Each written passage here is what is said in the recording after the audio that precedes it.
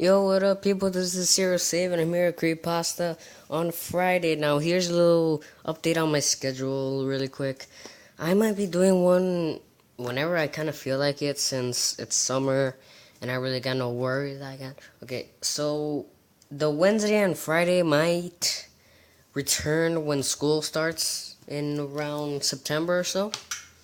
But nonetheless, I'm here with a creepypasta that I kind of wanted to do myself. I kind of like the ending, but here's the creepypasta. I love my job. I've always had a strange obsession for coffee. I'm not sure why, but I think it's the warm feeling of hot liquid going down my throat and into my stomach. I think it's the fact that it warms me to the bone. Moving on, however, I sat at the table drinking my cup of coffee. God, I love my job, I thought to myself with a grin on my face and with a cup of coffee on my right hand. I glanced across the table to my friend. If you're not going to drink your coffee, then why did you ask me to make some? He kept silent, a blank look in his eye as he stared at me. I shrugged. More for me. I reached across the table and slid the mug of coffee in front of me. I took one more long sip on my own cup, finishing it off in one large gulp. I returned to the paper in front of me, sketching a few things while moving on to the cup of coffee I'd taken from him. I yawned deeply into my sleeve, pausing my writing for only that. I frowned. When I looked back at my friend, David was his name from what I recall, I glanced over to the TV in the kitchen, listening to the news anchor with breaking news. This just in, yet another body has been found. I frowned. The body was found late last night, flowing down the little river. It had multiple lacerations, and with the word fear with the number 3 replacing the E, carved into his stomach. Police are yet to let out any further information. This has been Action News, reporting to you live. I sighed after the newscast ended, looking over David a bit tiredly. It appears they found my work, David. Now it's only a matter of time before they find you.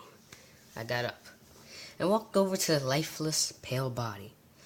It had a smooth laceration, nearly surgical, around the throat area, severing the carotid arteries.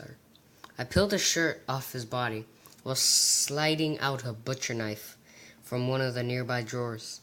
Then I slid my gas mask on. I brought the knife upon his stomach, and then began to carve TH3 into his stomach. His warm blood splattered along my shirt as I severed multiple veins.